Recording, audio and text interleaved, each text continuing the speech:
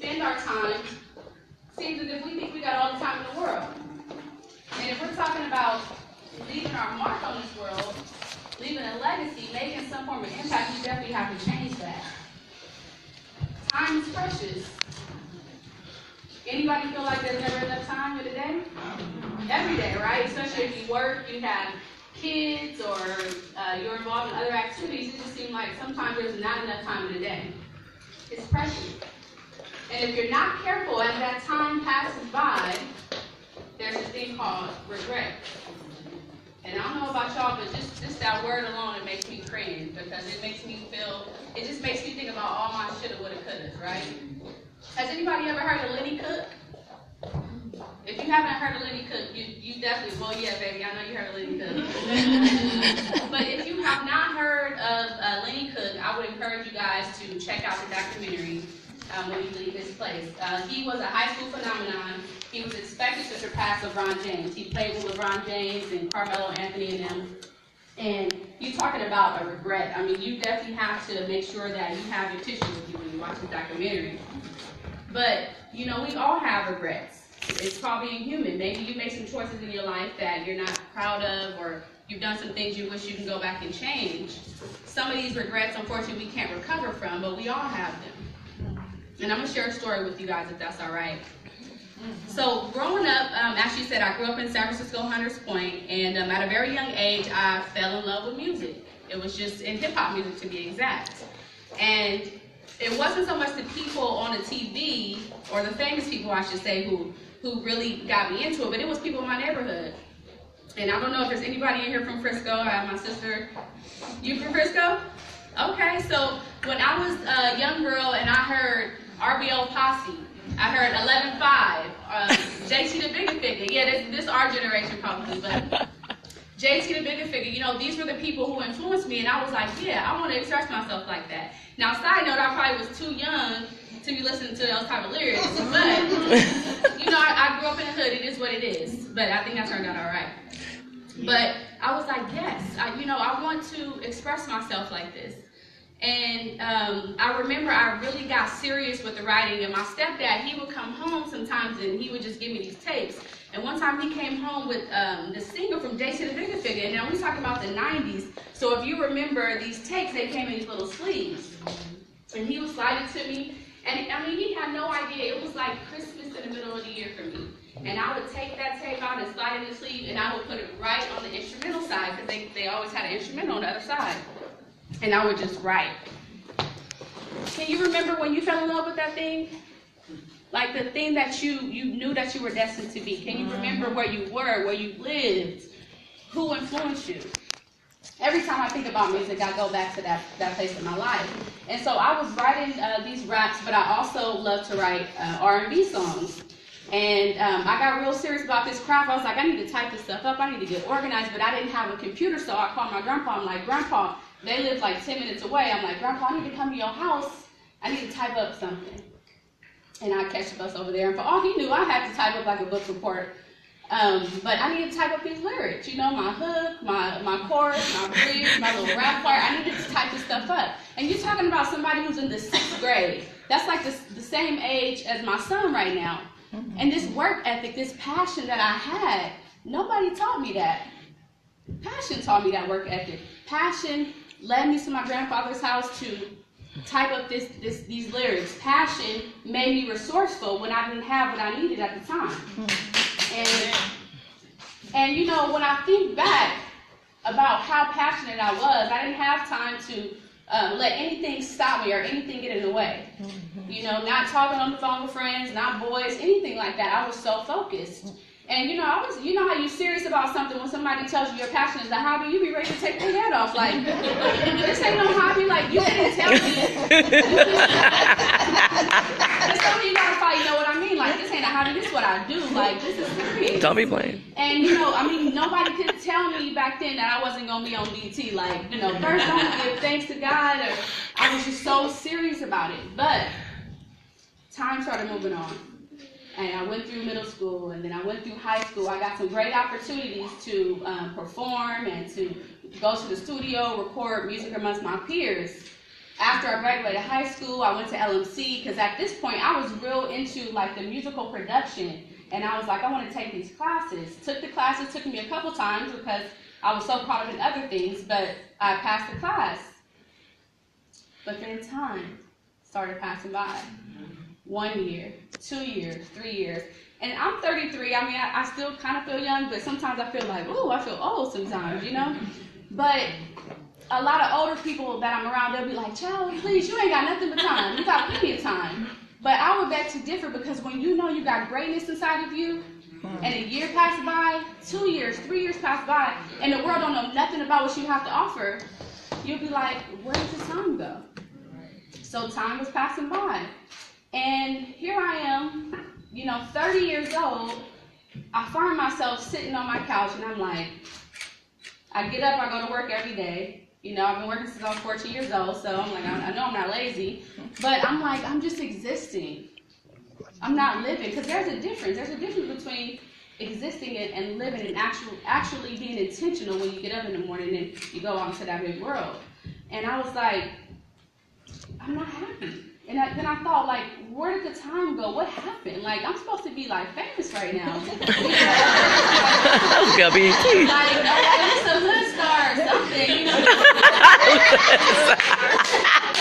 But, it was in a place where I was just stuck. And sometimes when you get stuck, you just got to be still and take a trip down memory lane. You got to play the take back. Because I was like, I got to figure this out. And so I began to reflect. And I saw something about myself that I really didn't see before. I had this pattern. I would start things, but I would never finish it. I would start things, but never finish them. And that was a hard pill to swallow for me.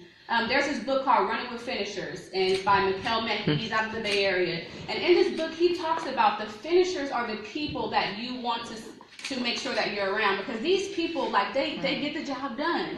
They dream like us. They write it down, make it plain like us, but they make those dreams a reality.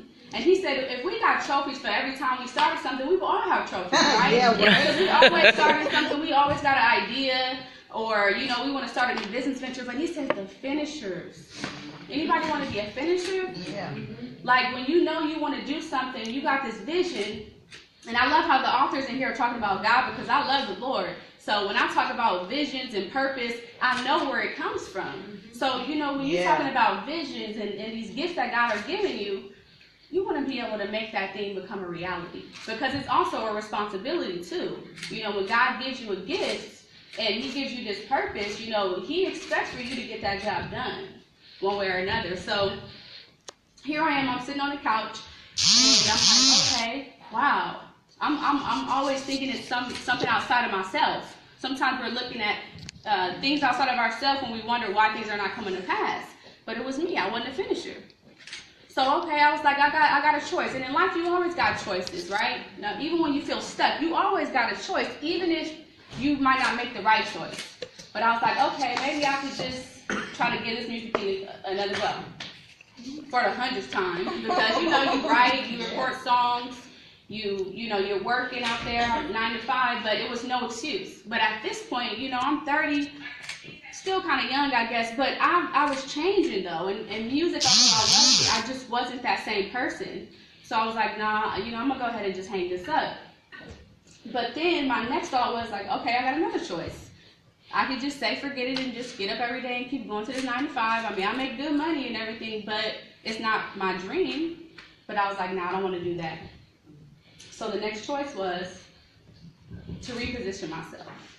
And that's another thing too. If you're ever in a place where you feel stuck and you feel like you need to take a different direction, you can always reposition yourself.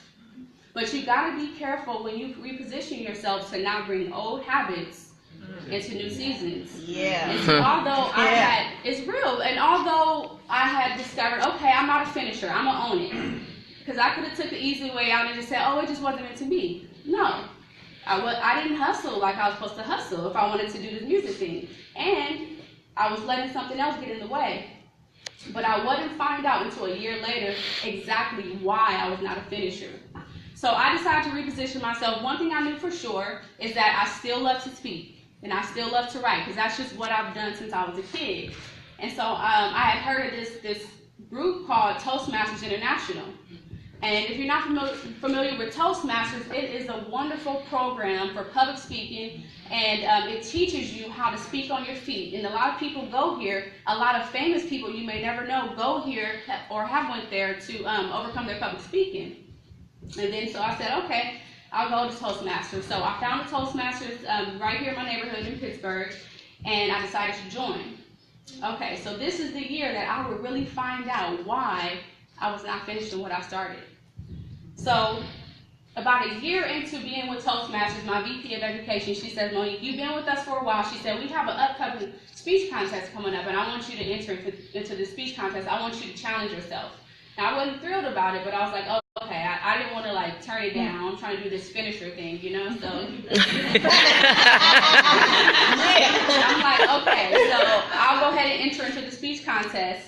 And the speech contest is interesting. You compete against your local club members, and then if you're good, you go up to like the area, the regional. You could eventually become like the world champion of public speaking of that year if you're really that good. I wasn't thinking about all of that, but I was like, let me go ahead and just challenge myself to finish what I start. 2 weeks. I had 2 weeks to prepare for this speech. And everything was going good until the night before the speech. The night before the speech, this little mini-me pop up on my shoulder, and I always say a little mini-me because it's that negative chatter that comes in your head that tells you things that most of the time aren't true. Next thing you know, it's like, maybe, you're not ready for this. Maybe you shouldn't enter into this speech contest. What if you get up there and you just forget everything you're going to say? And then do you know who you're going up against? Alan and Chuck, like they tell good stories. You're not ready for this. The next thing I know, it's 10 o'clock at night. I'm in the bed on my laptop, typing to my VP of Education, telling her that I'm not going to compete in the speech. In the morning, by the way. And I hit the send button. Once you do that, you can't take that back. So, and I almost didn't show up. I was like, I'm just going to call in sick. It's not Toastmasters Club. But I was like, nah, you got to show up. So, and it's interesting too, when you got a habit of backing out of things, you will feel that instant release, like, whew, I ain't got to worry about that no more. Right? But then, that only lasts for a little bit. My husband, he has this thing, he always asks me when I want to back out of stuff, he'll say, will you feel better if you did it or if you didn't do it? And that answers it right there, because like, you're not going to feel good if you don't do it. It only lasts a minute, but I slept good that night. I was like, I got to worry about, this speech tomorrow. But morning came, and I thought about not showing up, but I was like, okay, let me just go and show my face. So I walk into the room, and there he is. It's only one seat left in this room, and it's next to the area director. And I don't know if anybody in here has ever been a part of Toastmasters, but the area director, he or she is like an important person. They are designated to a certain area, and they'll show up at the clubs like randomly to see like how the club is going, making sure everybody's filling their roles, everything's flowing the way it should be, and giving feedback.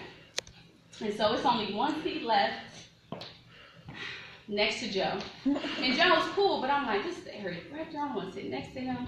So I go in there and I sit down, and Joe turns to me and he said, hey Monique, he said, I thought you were supposed to compete today. He was like, I don't see your name on the list. And I just clenched my jaws and I was like, no, I'm not going to be competing today. I decided to do it next time. And he says, that's too bad, because I was really looking forward to hearing you speak. And I was like for real? But I had already felt so bad about not entering it. That was my first clue. So they started the speeches. 2 of my colleagues, they're seasoned Toastmasters, great storytellers. They tell their speeches, the evaluators go over the end result, they announce the winner, and then it's over and everybody's having small talk. And Joe turns to me and he says, Monique, you would have easily won that speech. He says, I really wish that you would have entered into that contest, because you would have easily won that speech. And I was like, excuse me? He said, I've heard you speak before. I've heard your speeches. He said, your topics alone are so powerful. And it just took everything I had, even when I think about it right now, it took everything I had not to just cry, because I already felt bad. But here is this man, he's been in Toastmasters for a long time. He has what's called pocket speeches. These are just speeches he just has on his day. And, here's this man, he only comes to the club maybe once or twice a quarter. He's only heard a handful of my speeches, but he's telling me not just that I would have won a speech, he said I would have easily won a speech. And it took me like 2 weeks to really forgive myself, because I was like, there you go again, So I found myself back on the couch at the house, and I'm like, I'm in this place again. I got to play this tape back, because I need to see what's happening. Like, why am I doing this? And it was on this day that I saw that the reason why I wasn't finishing what I started, it was because of this word. It's like a word nobody want to talk about, like death and debt and commitment. But it was fear. Fear. Fear of what? Fear of, failing. But have you ever heard of somebody that's fearful of success?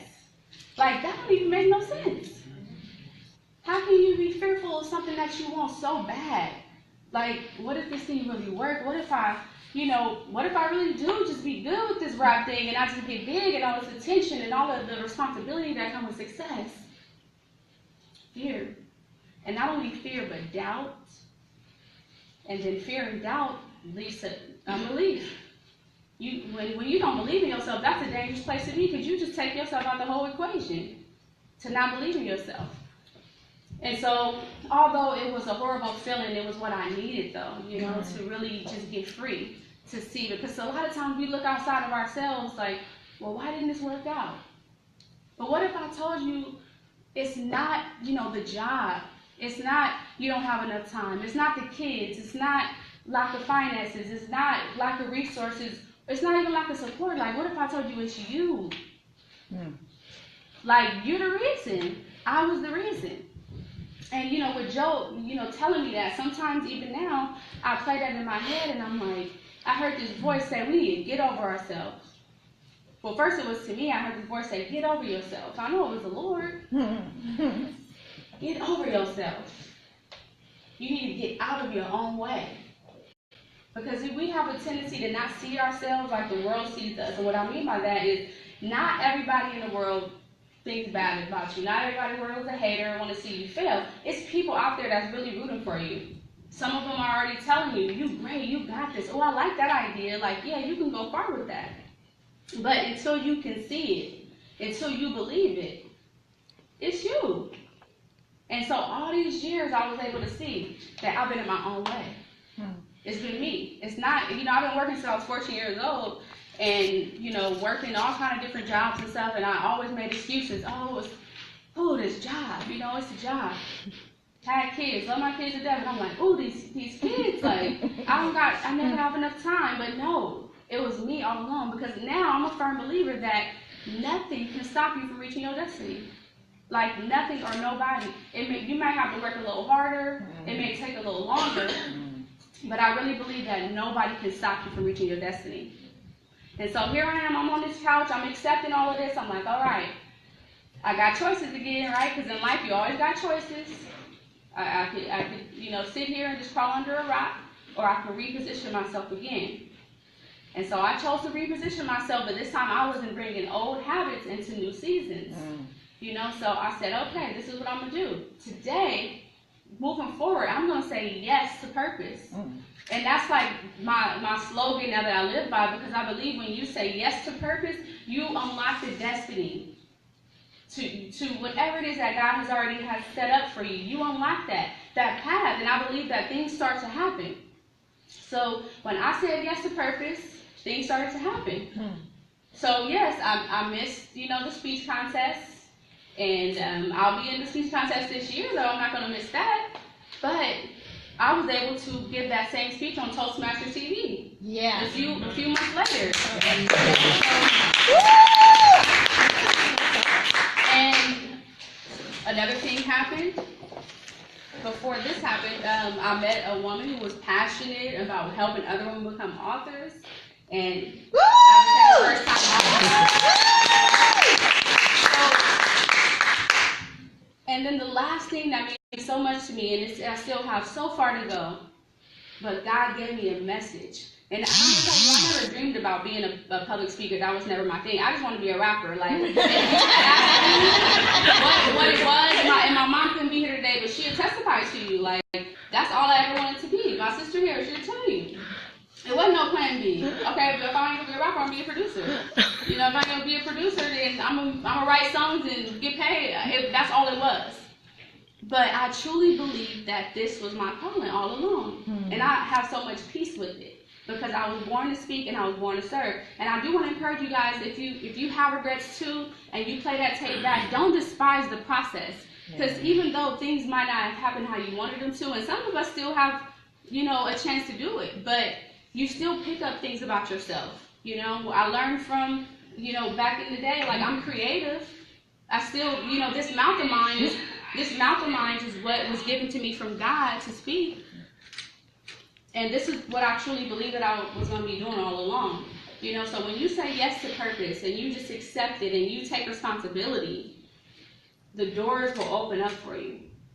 And I want to help somebody, I mean, in here, because you might be feeling like, well, no, I'm not in my own way. But let me give you some examples just in case it might help you. How do you know if you need to get out of your own way? Perfect example. You always assume that somebody else is more qualified than you. Get out of your own way. You're given the perfect opportunity for something you've been waiting for and you turn it down. You're always backing out of things. You're always making excuses of how you could have did better. You're always dimming your light so somebody else can shine, so they can take the lead.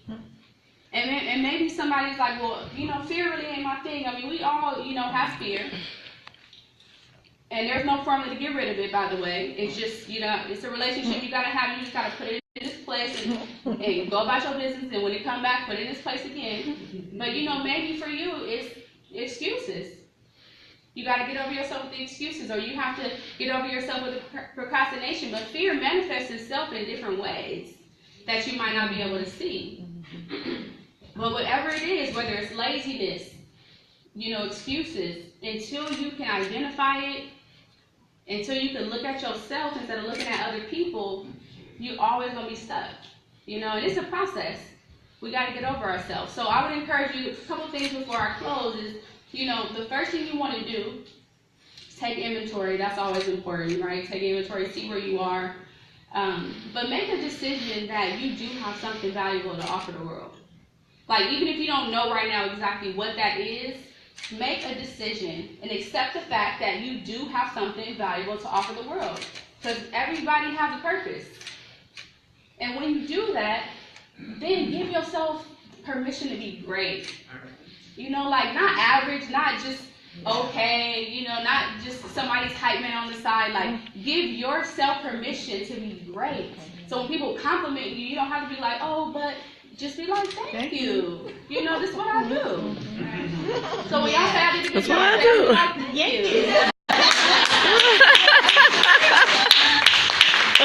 We're so used to saying, like, thank you, but, ooh, you know, I could have did this. Or, no, I've done that, like, too long. I've done that too many years. You know, so give yourself permission to be great. And then the last thing you want to do is you want to pursue your purpose with an urgency. Amen. With an urgency, because we don't have time. I'm only 33. I mean, I feel like I'm still kind of young, but at the same time, I be having a little midlife crisis sometimes. Like, man, you know, I mean, we really need to pursue our purpose with an urgency and don't look back.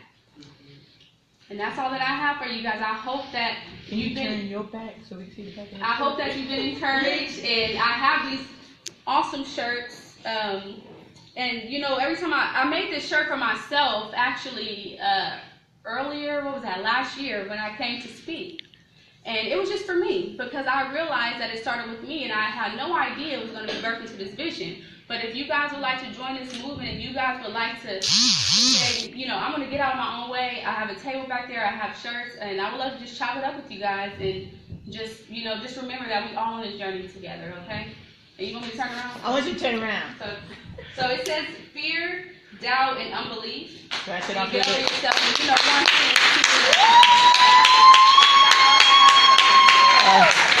Good job.